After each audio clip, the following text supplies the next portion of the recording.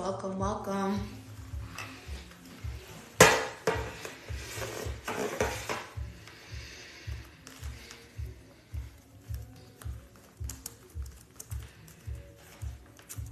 Hey, welcome. Let's go ahead and start sharing the live. I'm waiting on a few folks to hop in here, and then we're gonna go ahead and fill up those panels ASAP. While you guys are popping in there, if y'all can help me out by sharing the live, that would be freaking fantastic. Welcome, No Berry Live. Hey Danny, sorry, I think that was you too. Hey the Berry Girls. Hey Mike. We're gonna start letting people up on the panel in just a few. Welcome Simone, how you doing, love? Hey Mike, I see you. Berry Mother, I see you. We're gonna let some folks pop in here, and then we'll start letting people up on the panel. Happy Sunday, everyone. My co-host will be here shortly. Happy Sunday. Let me see what the vibes are. Who we got in here? We got Simone, we got Danny, we got Mike, we got Miss Mary. Welcome. We are starting to get some traction here. We got Kia, who's one of the mods tonight, so make sure you put some respect on her name. She will be in the chat, scoping out the chat, making sure everyone keeps it cute, keeps it respectful. So make sure to do so. Hey, Big Papa. Hey, Guy. Hey, Keeping Up with Christian. Got my Brooklyn hat on today. I'm bringing that big Brooklyn energy. So I hope y'all ready.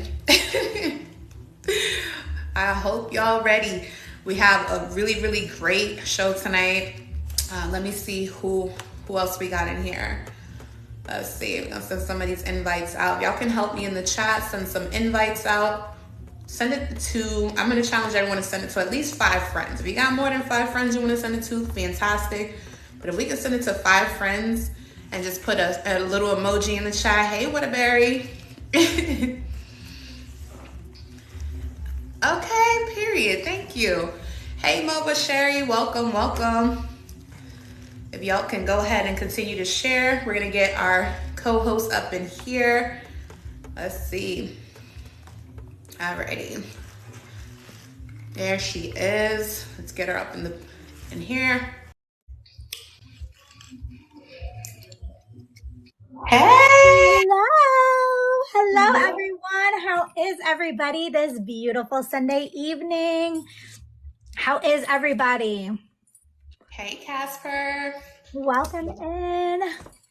Welcome. Oh, okay. So, how we feeling? Sunday's here, y'all. Sunday. I made some awesome Parmesan pork chops and roasted Brussels sprouts for dinner. Berry Mother would be very proud of me. So they were delicious. It was a nice little dinner to have. So look at me cooking, and I didn't make a video because why would I do that? I forgot. So you guys, we have a really awesome panel tonight. We have so many people on panel that we want to just jump right in. So just to kind of give you guys a sense, you guys know us girls, we can talk all day, every day about our journey, but it's not every day that we have an opportunity to bring up the men in the community. There's actually bariatric men. Did y'all know that? Hey, Tamar. And there's not just 3 of them. There's more than that. There's more than 3 bariatric men in this community. I don't know if y'all ready. Let me know y'all ready in the chat. But I'm ready. Throw up them flame emojis. Jonathan's 2 years post-op. That's amazing. How's your journey going, friend? How do you feel? How do you feel being a man in the bariatric community? Yes, man. Okay, we see them fire emojis. We got the ready. I'm ready. Okay, so y'all ready? We're ready. I see a lot of the folks that are going to be on panel already. So we're locked in. Again, you guys, thank you so much for tuning in.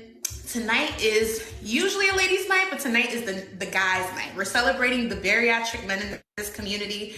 We want to show them a lot of love. A lot of them don't go live all the time, so let's be kind to them. Let's show them some love. Drop some likes, drop some gifts if you like. So let's go ahead and start bringing some of them up here. Let's see. Let's tap those screens, show them love, encourage them throughout their journey while they're being vulnerable and sharing with us everything that they've been through their journey. I know I've talked to Barry Bro about this before, about vulnerability with the men is something that can be very challenging in this journey. And so to have these men here tonight who are willing to share with us and be vulnerable and really give us an insight into a man's perspective of this journey is absolutely amazing. We applaud you and we're humbled that all of you are willing to come join us and share your journeys with us and with this community. We really, really appreciate it. Guys, so of course you guys already know us. I know we're still waiting on another person, and we do have a surprise guest who's going to be joining us. So we'll wait a little later to introduce the surprise guest. It's a surprise for everyone. The guys on the panel don't know who the person is either, so it's exciting. We love a good surprise. We do love a good surprise, but we're going to start with our friend here, Tony. If you wouldn't mind quickly introducing yourself, let us know where you're from. Our moderator with the mostest. That part. Go ahead, Tony. All right. How's everyone doing tonight? My name's Tony. I'm from Hanover, Massachusetts. That's about 25 minutes south of Boston. And I had VSG back in February. And I am down 167 pounds. Woo! Down from a size 52 waist to a 38. Nice. And Tony, you want to ask him the question? I know we asked you about your journey, but if you had an opportunity to get your dream car, what would that dream car look like? What would it be? My what? Dream car. What's your dream car? Oh my God, that would be between a 57 to a 59 Chevy Bel Air.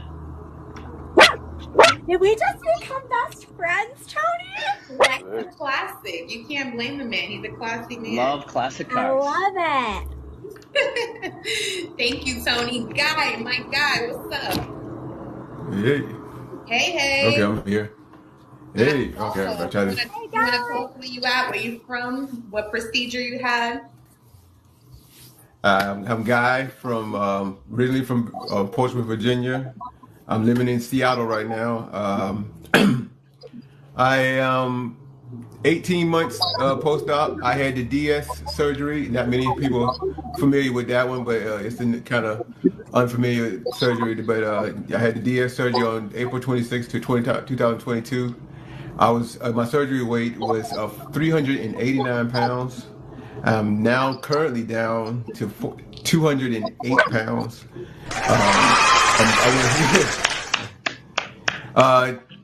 I was a size as big. I went to as big as size pants as 54 pants, and now I'm down to a 38 pants, 36, 38 pants.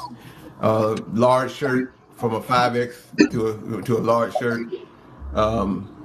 Feeling good. I had, I got rid of got rid of pre-hypertension. I had sleep apnea. I got rid of those things. And they were my ailments, and just not worried about my decision. I'm just happy my decision was I made it. We love that. Thank you so much, Guy. Welcome. Thank you. Guy? Welcome. What's going on, y'all? I'm Claudio. First name is Joel, but everybody knows me as Claudio over here.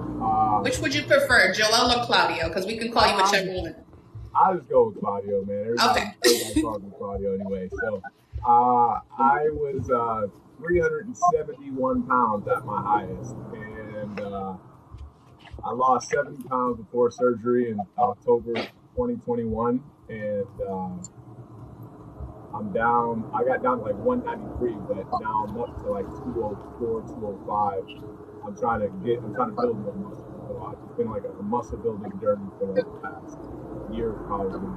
Go to the gym 5 days a week, eat plenty of protein.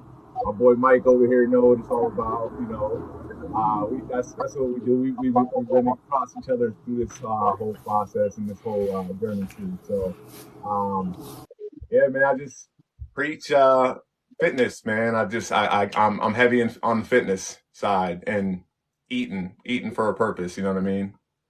Love that. We didn't ask. We didn't get. I don't know if Guy answered the question, but we'll go right to you. Dream car. What are we looking at? What are we driving? Me?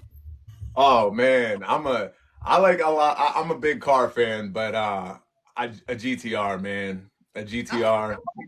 I love to go fast. I got a I bike. have no idea what that means. Is there like a brand name with that, or like a And just know Nissan? it goes fast. That's all you need. Yeah, yeah. Nissan GTRs are fast. Man. Nissan? Okay, see now I know what a Nissan is. Yeah, but it's GTR like still means it's nothing. crazy. Sure, I love that for you. Yeah, that's mine. I got a bike. I go fast, man. I like speed. Okay. So Okay, period. Mike, I did mute you, so you may have to unmute, but welcome. Well, the first Mike. We put Mike and Mike back to back. That's gonna be. Oh yeah. Embrace life. I'm gonna say embrace life for now. You can call me Mike or Michael, either one. Okay, cool. We'll have Michael and Mike. Maybe that. Michael and Mike. Okay, that works. There we go. So I'm Michael. I had vertical sleeve surgery in April of 2019. My heaviest weight was 475 pounds. I am currently sitting at this morning 222 pounds. Everybody was giving their pant size, so my biggest pant size at one time was a 62. I'm currently in a 32, 34. Working out has become a lifestyle of mine. It's the thing that I love to do. I'll be taking my personal trainer certification test tomorrow. So looking to help people and really like work with people in the bariatric community. Yeah, man. So other than that, I'm just trying to get like my boy Claudio over here. I'm trying to get swole like my man right here, though. I'm trying to get like my man Claudio. But yeah, it's been a long journey. Had a lot of ailments, high blood pressure. After weight loss surgery, I ended up having an aorta dissection, and I tell people all the time I caught a lot of flack early on about having weight loss surgery, but when I had the aorta dissection about 3 years ago, my surgeon told me, he said, Michael, had you not lost the weight that you had lost, you would have died. So that right there solidified for me that I made the right decision, and I'm still kicking. So we just moving and trying to be the best version of me I can be. Love it. So and now, all right, what's your favorite car? See, I'm not a car junkie, so I don't really have a favorite car. That's a hard question for me to answer. We didn't count on y'all not all liking cars. Yeah, I'm not a car guy. That's not my. Are you a sports guy? Yeah, I love sports. Okay, so if you could own a sports team, which one would it be? Good the question. Lakers, Los Angeles Lakers. That's my team right there. Solid I'm a Lakers choice. I'm from California. I'm a Lakers boy. That's easy. Look, we're not mad at the choice. Thank you, Michael. We're gonna jump down to Mike. Now, Mike, I gotta ask you, because we were having a debate before this. Is it Mike Coots or Mike Couds? It's Mike Coots. I knew it! Okay, you were right. She owes me $10, so thank you for confirming that. No problem at all. All right, so what's going on, everybody? My name is Mike Kootnies, or M. Coots for short. I had VSG July 20th, 2022. My heaviest weight was 385 pounds. I'm currently 215, so 170 pounds in 16 months. It's amazing. Which has been just wild. I was 31, pre-diabetic, high blood pressure, sleep apnea, everything. I haven't used a CPAP in over a year. I have perfect blood pressure, nowhere near diabetic anymore.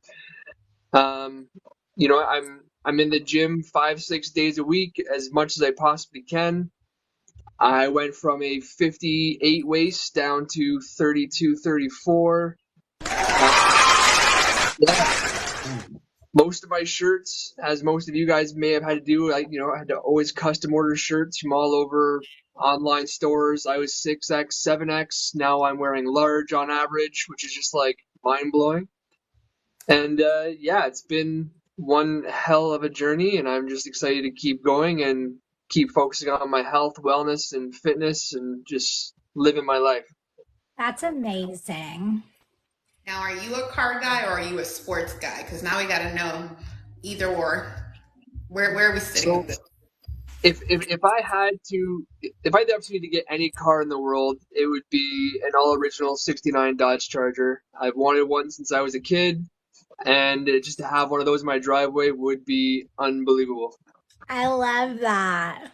That she knows what it is. I do.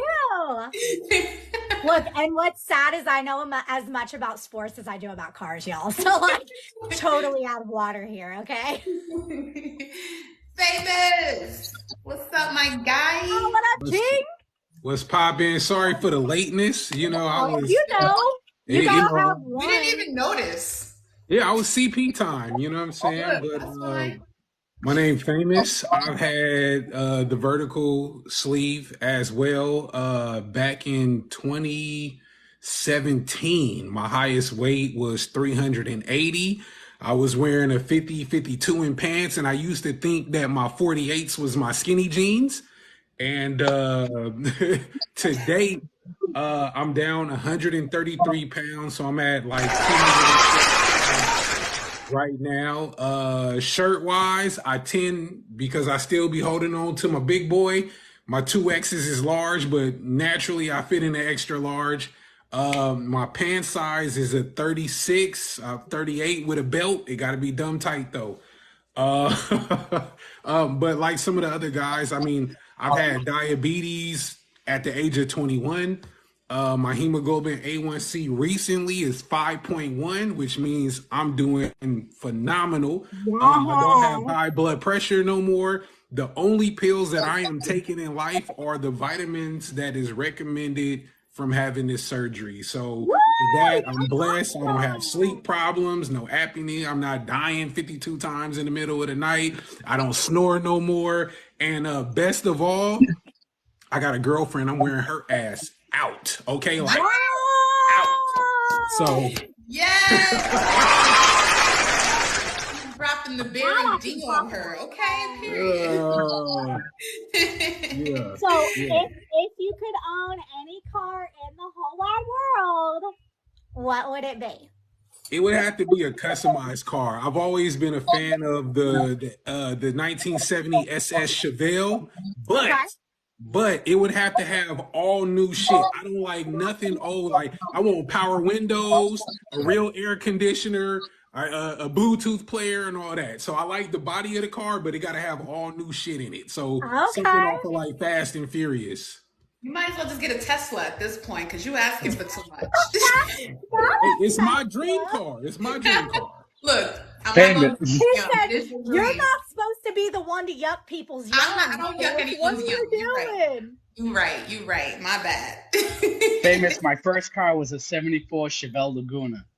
That's fire. Awesome. Now, I know you guys kind of talked about how you ended up, what procedures you had, but we didn't really dive into what kind of led to that decision. I know some folks may be for health reasons, some folks may be mobility concerns, but I guess we'll start with Tony. I know you currently are working in the health field. Did that at all have any influence in your decision to have surgery? Or was this just something that you kind of led up to for medical reasons? It was a little bit of everything. So I'm all over the hospital. I walk all over the hospital. I work with the OR. So I do sterile processing. So we're running instruments and supplies back and forth to the OR, and that's from one side of the hospital to the other side of the hospital. So I had a very active job, and I was 425 pounds, and trying to carry that much weight across the hospital and trying to get things there in an emergency was very difficult. I had injured my back about 10 years ago.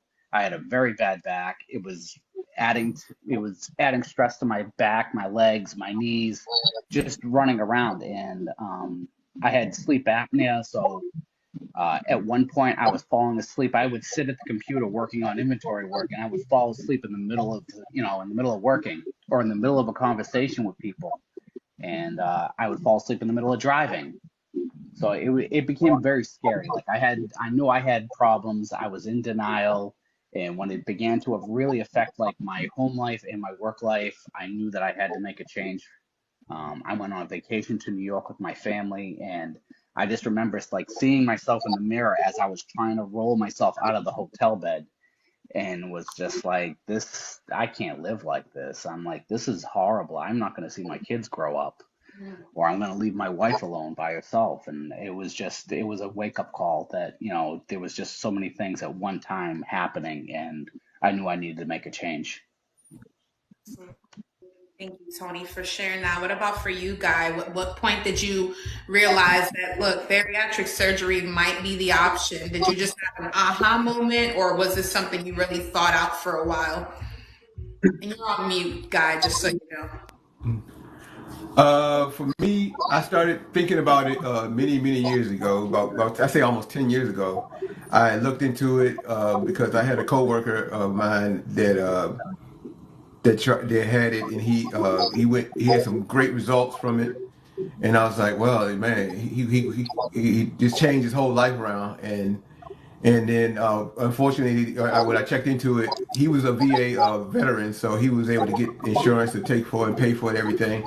But through our insurance, we didn't have any kind of thing. So I kind of said, okay, well, when they told me 20-some thousand plus, I was like, okay, you got to get in the gym. I can't do that right now. So I kept going up and down in weight, and I've been not afraid of the gym, but my biggest thing was consistency. So I started doing that, and then when I got a little bit longer later on, I started having friends around my same age pass away with ailments that I had or was close to having. My doctor always used to say, you got good blood work, you got all these things going good for you right now. You're 44 years old, well 43 at the time. You're 43 years old. You're almost on borrowed time. You don't have these problems. You got blood pressure. You got your sleep apnea.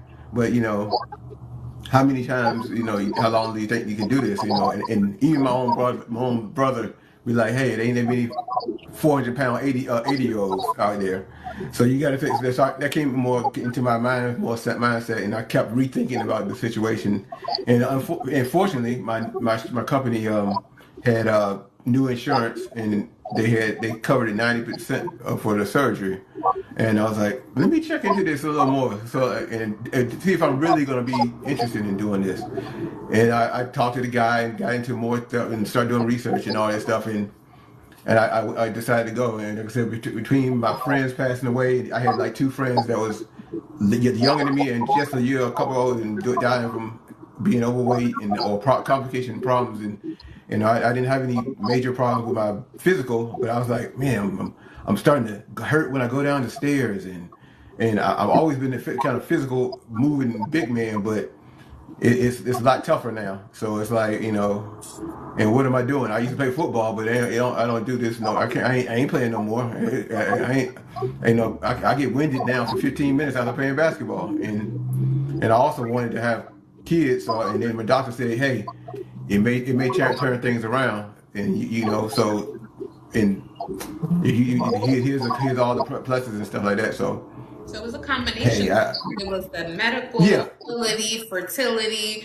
It was a lot, but I mean, here you are now. But thank you so much for that, Guy. I'm gonna jump right to Claudio, just in the interest of time. Claudio, did you have an aha moment, or was it something you kind of just jumped into first? I always, considered it because I've been up and down my entire life. So, I mean, I've been 280, 210, up to 330, down to 280, up to 370. And when I hit 370, I didn't even realize it. So, I hurt my back at work, and I work a physical job. I work for a beverage company. I deliver beverages all over the place. And I bent over one day, I picked it up, and I threw my lower back out, and I couldn't work. I couldn't support my family. I couldn't do nothing. I went on like a kind of like a short-term disability type thing, and I just said, I was like, I gotta figure something out, you know. And every time I tried to lose weight, you know, I would run, go to the gym, you know, do all that, and I would get runner's knee, like I just wake up in the middle of the night with pain. So then I did the whole blood work and doctor's visits and all that after I found out I was 370. Because I didn't have a scale, I didn't weigh myself or anything. I just, you know, I work a physical job, so I thought I was good. I didn't see it. I didn't see it in the mirror. I didn't see how big I really actually was. So, um, after I hurt my back and I found out how much I was, I went to a bariatric program in my hometown, and they did like all the blood work and everything, and my sugars were higher. They did a sleep study. I had sleep apnea. I didn't know that. I was always tired. I didn't, you know, with the sleep apnea, so I had that, and my blood pressure was a little higher too. So I decided to finally do it. I mean, I was getting up there in age, and you know, the doctor said that going up and down how it was over the years, because they had my whole history. They brought my whole history up, and they say, you know, oh, you're 210 here, you're 240 here, you're, you know, 220 here, and then next thing you know, you're 300. Like the up and down was gonna just, you know, mess up my heart, you know, is what they were saying. So they're like, yeah, I think this is a good option for you. So that was in February of 2021. And so I started working at it. They put me on medications, which was, what was it? Topamax, and the other one. I don't know if y'all know the other one that they take to lose the weight. So I took the medications, and I lost 70 pounds like that. So that was until October. And then I was kind of on the fence of having a surgery or not. But the doctor, you know, he said that I will for sure, the weight won't come back this time if I do it. So I said, all right, well, let's go Yeah, through with it, I guess. I hear that. Well, thank you, Claudio. Michael. I was like, Michael. I was about to be like, Cole. I know you kind of dived into some of the reasonings on why you ended up having surgery. I guess my question would be more specific to, was this an easy decision for you? Did you just jump right in? Did you have to kind of talk yourself into it? Did it take some time? Just so you know, you're on mute, so you might have to unmute real quick. All right, so my aha moment, kind of like Claudio over the years, my weight fluctuated up and down. The problem was, as I got bigger, I was in denial about how big I was actually getting. And it wasn't until I got sick in 2018, I was thinking I had a cold or a respiratory infection or something. I was just having a hard time breathing.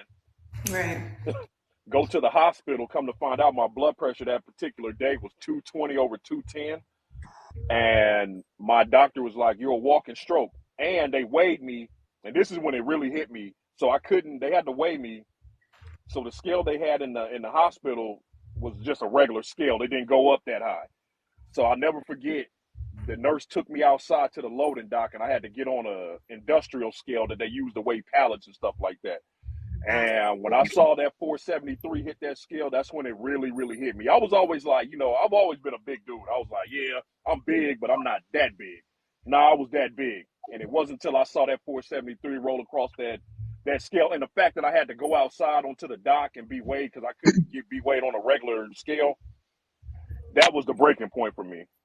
I had people in my family that did weight loss surgery, but they were not successful with it. So I knew early on going into having weight loss surgery that, and I tell people all the time, the people that I work with now, I'm like, the weight loss surgery is just a tool. If you're not willing to put in the work that you need to and break those old habits that you have that got you to that point, you're not going to be successful with it. So I did all my research. The place where I went to in Baltimore to get mine done, they really only offered the vertical sleeve. They were just like, you know, we could do a bypass and all that stuff, but they thought it was too invasive and they didn't think I needed it. So I had the vertical sleeve in 2019. 2 months after I had surgery, I was in the gym, and I knew that, and the weight was coming off really, really fast, but as the weight started to come off, it put me into a deeper depression because as the weight came off, I started looking like a melted candle. And I was like, I don't like the way I look now. So I ended up having skin removal surgery just around my midsection, and I had basically had a back lift as well. That was the only procedure I had done, and I knew, I was like, the gym, it has to be my second home. And since 2019, it's been my second home, and it's been the thing that has kept me alive. And when I had the aorta dissection, like I told you, when I had the aorta dissection, the doctor was like, you know, you would have died. That one, it really hit me that I really, really had to take this thing super serious. So from that point on, I had to be very cautious about what I put in my mouth and stuff like that, just to make sure that I'm completely healthy. Now I'm on no blood pressure medicine. You know, I do take one for my heart, but that's about it. Blood pressure's good. Blood sugars are good. All my blood work comes back positive every year. So it's a step, but you know, hitting 470 pounds, that was my eye-opening moment for me, and I knew I had to do something. And weight loss surgery is the thing that helped save my life. I bet anything on that part of it. We're so blessed that you're here. We both were like, when you said your blood pressure, we were like, you know, like that's scary. Yeah. That's a so. My doctor at the time was a black woman. I'll never forget when she looked, she said, "You're a walking stroke." And then she gave me a few choice cuss words and asked me, you know, why, you know, I hadn't been getting myself checked out. And that's the other thing. I tell men all the time, like, you know, up until that point, I really thought I was invincible. And that right there showed me that I was not invincible. Like at any moment, you know, I could have dropped dead at any point, you know, with blood pressure that high. So, you know, it's just something that I don't play around with. And then I look back on life and I'm like, all these years I let go. I let my health just, you know, I was so worried about everything. You know, I had a family, kids, all of that stuff. I'm thinking everything went into them, but I didn't pour into myself. And that right there was probably one of the things that I do regret, not paying more attention to me and making sure that my health was good. Because if my health isn't good, I'm not going to be good for anybody. That's right. Mike Coops. I know we talked about this before in other panels, but for those people who aren't familiar with your story, like what led you to having bariatric surgery? What was your aha moment? So mine kind of comes from like family life and work life, like meetings. So for those of you that don't know, I work in law enforcement. I'm a correctional officer. I was assaulted at work in June of 2021, and while I was falling to the ground, I tried to catch my own weight, and just my own weight tore my rotator cuff and my patella of my knee. So that was a huge long-term recovery for me, being 350 plus at that point. And then as time went on and my job was being more and more physical, I started to realize, like, listen, like, Mike, you're 30 years old. You just got married. You want to eventually have a family someday, right?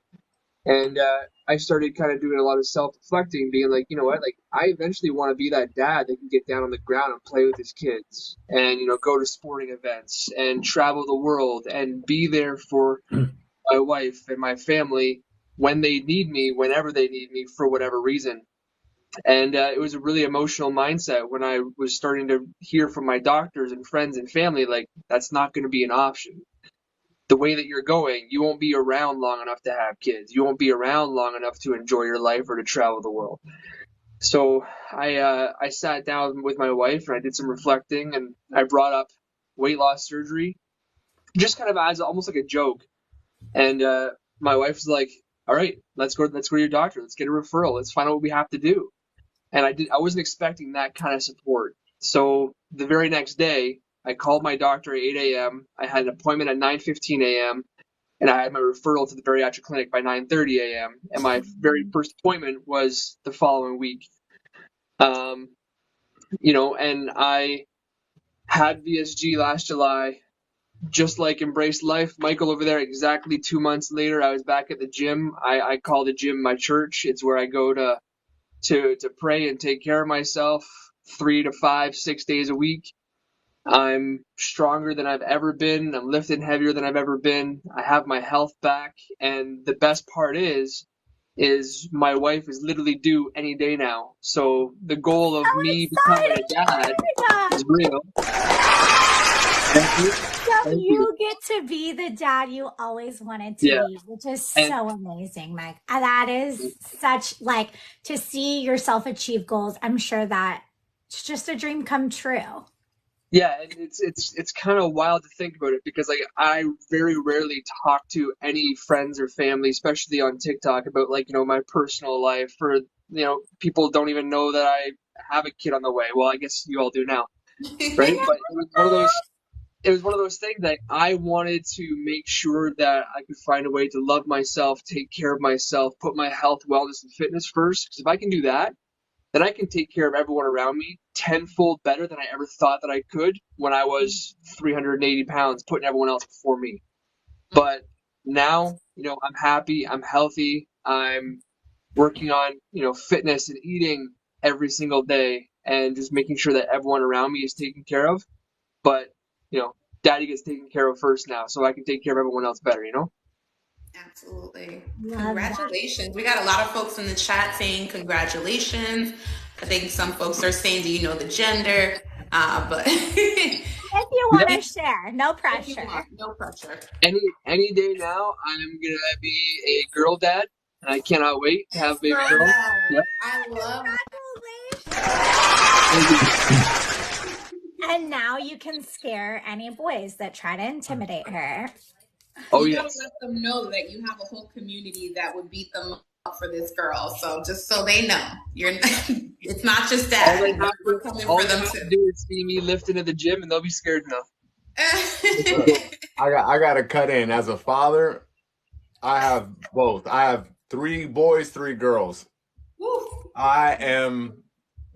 Boys are a lot easier. Girls, as soon as they get to the teenage years. Listen, she's only 4, and I'm already praying to the dear I Lord. got a 17. I can imagine what my teenage years are going to be like. Trust me, bro. I got 4 please of them. help me. I need guidance because this is not easy. I got a 16-year-old, a 13-year-old, and 11-year-old girls, and I mean, boys are easy, man. Video games, you gotta beg them to shower, yada yada yada. Girls, that part, the shower. Can we talk about it? Wow. There's a part of me that's excited about this for you guys. I can't wait. This is so exciting. I love girl dads. Y'all will be doing a lot of stuff that you normally wouldn't do for your daughters. Trust me. We have another girl dad. Oh, yeah. What's up? Talk to me. How did you first of all, want to give big shout outs to my daughter. She's home from Grambling State University, HBCU. Yeah. So being a girl dad is hella fun. Like, it's hella fun. It's challenging. And girls tend to do a lot better than boys. Like, my daughter's is way smarter than I ever was in my life. But yeah, so the changing moment for me, actually, while we talking about kids, was my kids. They were much younger. They're 19 and 16 now. And having diabetes, I found out that I had diabetes around the age of 21, and I kind of just let it go. I visited the hospital to get bariatric surgery when they were doing like lap bands, and so the gastric sleeve wasn't even around. So it was the Roux-en-Y and lap band, and I believe they had the duodenal switch going on during that time. And going to the informational, it made me scared when they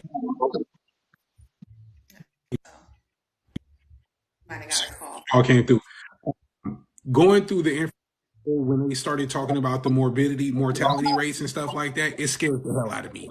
They told me that 1 in 100 people will die. And then the other thing was, it was like, you'll never be able to drink again. And I was like, damn, I'm like young, 20 years old. I ain't even started drinking yet. So I left that alone. And then as I had kids and my kids was getting older, I wanted to be around for them. Like, I'm comfortable dying for any reason in the world outside of being fat.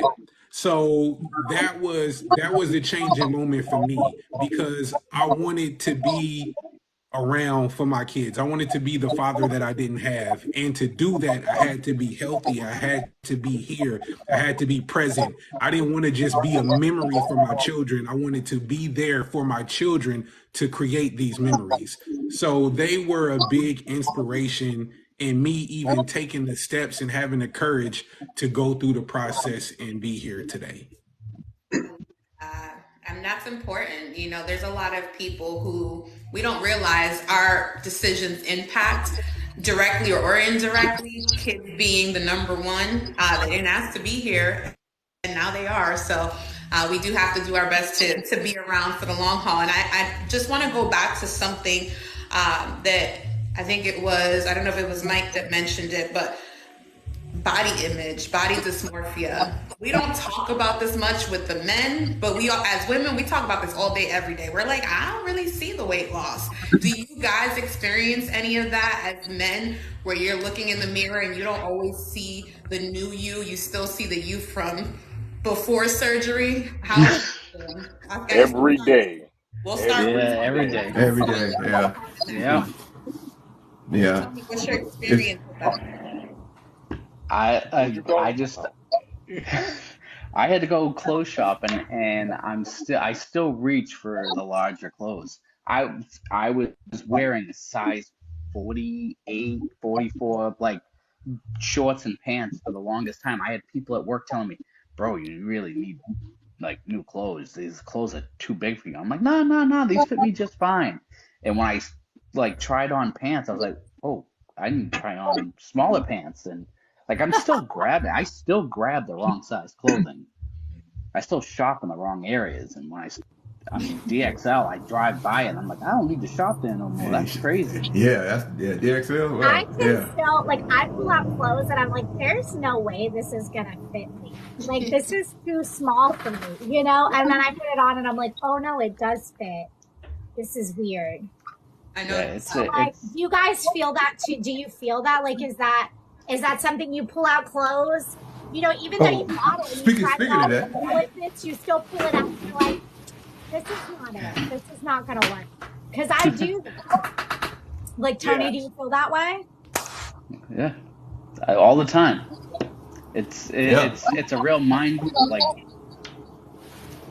And what were you saying, Guy? It looked like you were about to do a show and tell. I think he was pulling out. Well, I'm in the process of moving and everything, and I was like, and the same thing we were talking about clothes and everything. So I was like going through stuff, and I was like, man, you know, I don't want to give these things up. And I was like, all right, let me find. I got this old coat. I was like, let me go see what I can. And I was like, oh, no, I can't even. Give it up. And this is something. I was like, let it where? Go. He looks like I know it's gone. It's gone. Coat, y'all. But so I'm like, this is where I used to be. I'm like, oh, I thought this jank was player back in the day, but now this jank is gonna be a nice little throw blanket if I'm gonna do it. But it's a blanket. You realize it's gonna be gone now. It's gonna be gone. I paid a whole bunch of money for it, but you're gonna bless someone else with it, right? Bless somebody, and I'm like, oh, how far can you take a coat in? No, you can't take that in. You might as well buy a new coat at that point. Yeah, and stuff like that. But do you realize it? They're saying in the chat, let it go, Guy. But why did nobody tell me I was that big? So I was like, dang. I'm like, all right. So, but I'm used to being a big man. I was all my life. My dad was a big guy, and I was a little guy, and the running family joke was, oh, hey, little guy getting bigger than your own daddy, you know, big guy. And so like, and then that was the whole little joke and everything. And now somebody come up to me and tell me, hey, what's up, skinny? I'm like, woo, that's a gut punch for me. I'm like, hey, skinny, I ain't used to that. Yeah, that's mine. Yeah. Claudio, what about you? How do you deal with body dysmorphia? And, you know, is that something that's impacted you tremendously during your journey? Yeah, like my body dysmorphia is a little different. Like, I mean, for a long time throughout my journey, like I saw the big guy, but now it's like that I'm on a muscle building journey. I'm trying to get bigger. It's like I feel too skinny. Like I look at pictures from last summer when I lost all the weight at first, and I'm like, I was really skin and bones. So now it's like I'm trying to build muscle. So now it's like I take in higher protein. So it's like I always look in the mirror now. My body dysmorphia is like, dude, you're too small. Like, let's go, let's go. Like, you know what I mean? So it's all a mental game, really. I mean, but for the I do first, have a side question to that, and only because maybe this is more guy related. Like, obviously, for me as a woman, and maybe not every woman feels this way, but like for me, like trying to think about getting bigger is scary, right? Like I yeah, don't want to be any bigger. That's why I yeah. had this surgery. Like, what do you Well, mean? that's why I So, don't look at like, the for scale a anymore. man, you get down and you're so skinny, you need to put that. I mean, we need to put the muscle on too. But for men, you want to have that muscle and that bulk, right? Right. But how do you like, do you have an internal battle at all with the skill of like, okay, the skill's going up and I know I'm building muscle, but also like, is there that panic or that fear of Yep. building? And do you know what I mean? You know what I'm saying. I Absolutely. think I we don't even all look at the know when scale. we see that scale going up, you're like, I oh don't. Yeah, shit. I don't look at the scale. I do not look at the scale anymore. Okay, Like okay. like I used to like obsess over the scale, and I preach this. I used to obsess over the scale on a daily basis. It was every day. Wake up, weigh myself every day, every day, every day, every day. And now it's like maybe once every 2 to 3 weeks I'll check it out. And when I saw 205, because like when it started going up, I'd panic and I'd like start eating different. Like I'd start like, okay, well I can't eat this or I can't drink that, you know. So I'm like, you know what, just stop looking at it. And I just started lifting heavier and started you know, doing more calisthenics and doing more of my workouts, eat more protein, eat more fats, carbs, all that. Like I just started taking in more and I started seeing more muscle come on. You know what I mean? I'm like, all right, here we So go. do you now, do you think you go by what you look like in the mirror? Like, are you happy with what you're seeing in the mirror? But does your Yeah, body dysmorphia fuck with that at all? not really. I mean, because I Okay. like so it's more like I chase the pump every day at the gym. So like I look at like the when the pump is hitting right, man, it's really going. Like I take a Don't lot like of gym Claudio shakes. Hey, passes every mirror and is hey, I'm like, gonna need tips from all of y'all. 'Cause that's the I point I'm at right now love myself, Yeah, y'all. I I mean need the it's tips. Yeah. the little Yeah. tricep I push See, I down, know. hear you. you know, Let me take the shirt off. Let me you know what I start. mean? So This, you guys, we didn't plan this. If they flex on camera, that's all for y'all, okay? Uh, We Oh, were we actually flexing? getting okay, ready to we tell gonna you flex it? to Do Oh. we take want to the take a moment shirts to off. flex? What Okay, go ahead, y'all. Y'all can flex on So, this. Michael, how have Oh. you embodied Oh, we dysmorphia? Have flexing? you, Okay, I know you've had All to right, here we face go. this as What we well, doing? Michael. So, what's that like for you when you deal with body dysmorphia? Come on, So go famous. Famous, get on the it. weird one, mine was like I went backwards. So normally when people lose a lot of weight, their confidence kind of comes up. I was always a confident big dude, even at my heaviest. Same here. You Yeah. couldn't Same tell here. me nothing. I thought I was fly, boy. It was just. But as I started to lose the weight, I started feeling like I kind of lost my identity, and that really, really messed with me because I was always Big Mike. That was always my thing. I was always the biggest dude in the room. To me, and as weird as this may sound, I felt like my size made me special. It made me different because Okay. I was that dude. And so as I started losing, and my weight early on came off really fast. Like it was just dropping, dropping, dropping. And I went into like a depression because I was like, I don't know who I see in the mirror anymore. So now as I'm been weight training and putting on the muscle, even now, like just like Claudio said, the reason I thought that was so funny because a lot of the pictures that I post are like right after the gym when I'm pumped up. You know what I'm saying? The veins is popping, you feeling yourself. But there's a lot of times when I'm at home and I take my shirt off, I'm like, I still see that 475-pound guy in the mirror, Okay. and it, you know, it's so weird. Social media can be an amazing place, and it can also be a weird place. Like, you know, I still got a lot of loose skin around my chest. So I've had people jump into my DMs, even on my posts, and claim that I was a woman, that I've had a breast augmentation, and that I'm going through a transition. It's like all this craziness. People are And really early out there on, with the audacity.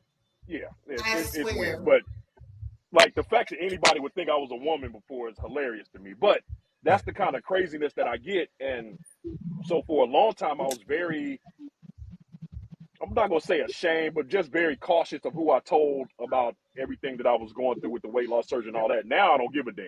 But my body dysmorphia, yeah, it has its moments. It kicks in and it rears its ugly head a lot. And I'm really trying to control that. And like Claudio said, it's a mind thing because you know I can look in the mirror and see, okay, you know I've added on 15 pounds of muscle. I know I'm not that same guy, but sometimes your brain can tell you, like, but now what it's doing is making me work even harder. And that's the thing. So I've been able to meet a lot of people in the fitness industry who have been very instrumental in working with me and transforming my body and all that stuff. But yeah, that body dysmorphia can be a monster at times. We see the Super after monster. picture, Michael. If you just but see again, that picture right there, fresh out the gym. You gotta come a little bit this way. I was swole up right there. Yeah, them pump pictures hit different.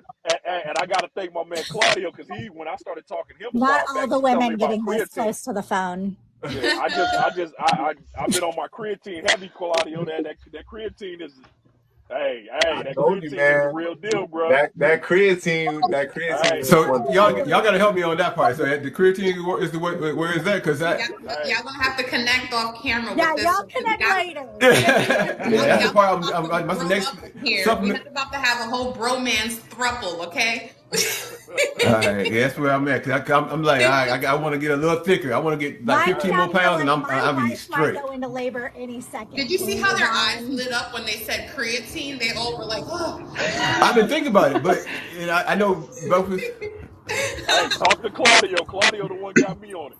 Real talk. All right, Claudio. Oh. All right. So, Mike, what about you? How have you dealt with, or have you experienced any kind of body dysmorphia, and how have you combated that? Every day, all day. Like, honestly, like, for me, I actually relate a lot to Michael. I've always been Big Mike to all my friends, Big Mike to family, Big Mike to my nieces and my nephew. And now everyone kind of jokes like, "Oh, hey, it's Medium Mike." Like they're trying to be fighting, joking about it. Medium Mike. Cool. But I'm just like the guys that are above me. Like I'm in the gym almost every day. Like I'm lifting heavy. I'm trying to focus on my mindset on actually putting on muscle and filling out in size to fill up some loose skin areas. And I have people slide into my DMs from the gym and talk to me at the gym now and all this stuff. Like everyone at the gym knows my name and they're like, "Oh, you're doing such an amazing job. You look so fantastic. Oh, you can see your muscles." I'm like, "Yep, that's just the pump talking." But then I get home and I look in the mirror and I'm like, my God, like I actually do see definition. I do see size. I do like how I look. And then I take my shirt off and I see the loose skin of my lower abdomen and I go right back instantly in that moment to negativity, depression, that 385-pound Yep. Mike that was just sad and alone, that no one cared about, nobody pushed. And I genuinely feel that that's something that I'm going to be dealing with for a very, very long time, maybe even after skin removal in the future when I get there.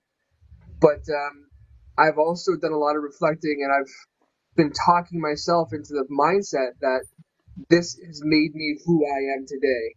The things that I've battled through a lifetime of obesity and all the demons I've battled in these last 16 months in this new journey, the ups, the downs, the good, the bad, the ugly, it makes Mike who Mike is today. And as I said earlier, like finding ways to love myself and appreciate myself has to come first. So yeah, maybe I am Medium Mike now. And I do know the times and the places and situations that make me feel the best when I look at myself in the mirror. And that's why I was telling, Michael and Claudio, like the gym is my new church, because when I go there and I have that pump on and I'm taking my creatine and I'm having a good, like really heavy lift, I see people looking at me being like, holy shit, like he's actually going to lift that much weight, or he's actually doing that. Like we can't do that. And that's a whole another line of motivation I never thought I was going to have in my life. So just taking everything in from every direction and just finding a way to process it for my own mental health and putting my mindset first has been a huge avenue of dealing with body dysmorphia. But it's definitely something that I deal with daily, hourly, sometimes minutely. Half the time looking at this panel, I'm looking at the guys up here, I'm like, oh, everyone looks so fantastic. Like, everyone's got big smiles on, everyone's got amazing good stories. And I've caught myself 3 times being like, well, like, should I pose like this? Should I flex? Should I do something? But it's just something that even just with confidence. I even put my shirt back on, like, you know what? I'm not flexing. As long as this dude is on the screen, I ain't flexing. I ain't put my shirt back on. I was like, yeah, you know what? I don't even feel that big though. Like it's crazy because like I'm trying to get bigger. It's not even that. You just cut up. That's what I'm trying. I'm trying to get that cut. I'm trying to get that cut. I feel a bromance cooking up, guys. I don't know about y'all. I feel like there's going to be a group chat later. I don't know. But I do want to say, Mike, I really appreciate your vulnerability and willing to point out that even men compare themselves to other men, because I think a lot of times people just think that women are comparing themselves to other women. And so to be able to vocalize that, right? Because it may happen, but maybe it's not as like stated.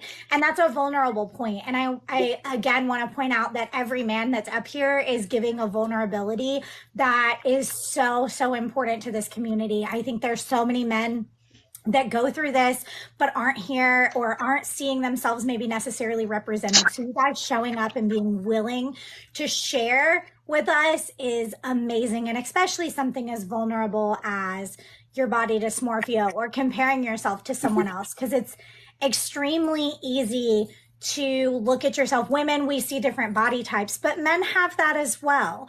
And so the fact that you acknowledge that and say that out loud is just so admirable to me, and I'm sure to so many other people who might be struggling with the same thing. So thank you for that. Oh, go ahead. No, I was just gonna say, like, when I started my journey, I could not find any men in the community. I looked on TikTok and platforms; it was like non-existent. And I had friends all the time being like, "Well, don't talk about your feelings. That's like you're being a wuss. Men don't do that." Yeah. And I started telling myself, you know what? I wish people would tell me what I want to hear versus what I need to hear. Two different aspects. Like if I share my vulnerabilities, my weakest moments, my mindset, my happy days, my sad days, someone up there is going to take that because they needed to hear it. And if nobody says it, no one's going to fill that cup. So like I've always wanted to be an open book because good, bad, ugly, happy, sad, someone needs to hear what you're going through so that they can relate and they can make the changes in their lives that they need. Absolutely. Thank you for sharing that. And thank you to all the men on the panel. I know we're still rocking and rolling, but I want to give Famous an opportunity. Have you had any moments where maybe you don't necessarily see the body image everyone else sees or experience any body dysmorphia for those who aren't familiar with it? Just that disconnect between the reality versus what's actually, happening or what we see in the mirror all the time. Have you experienced any of that? Absolutely. There are a lot of times, even today, I'm coming up on like 6 years post surgery, and I still see myself the same. Like body wise, to me, I still feel like I look the exact same, right? From what I remember. But there are things that I do that I know where the dysmorphia comes into play. For instance, if I go to a restaurant as a fat dude, I always chose to sit at a table, not at a booth. You know what I'm saying? So like I would never, every time that I slide into a booth, I got at least a foot between my belly and the table. And those are those moments that I smile. So although I'm nervous every time that I sit down, it is an automatic non-scale victory for me that I'm hella thankful for. When I get on an airplane, hey, look, I grab that seat belt and I'm like, click, click, and I get to pull and I got extra strap and I ain't got to whisper to the stewardess, hey, slide me an extra seatbelt extender. You know what I'm saying? Like a drug deal or something. I carry I have my own. Bruh. Yeah, so that shit is those are when I have those. I carry my own just for that reason, man. And I believe my experience through this journey is what helped me be more comfortable with my body. Like a lot of y'all, I always been big fame. There are people who describe me off of me. And a person who I used to talk to when she first met me, they was like, well, how would you describe Famous? They was like, oh, he's 6 feet, kind of slim. I was like, slim? Baby, come on, bring that in here. Cause I ain't never been called slim a day in my life. You know what I'm saying? So for people to be like, oh, that's slim, I at the time I believe my daughter was 10 years old after I had lost a lot of weight. My 10-year-old daughter picked me up on her back and gave me a piggyback ride. You know what I'm saying?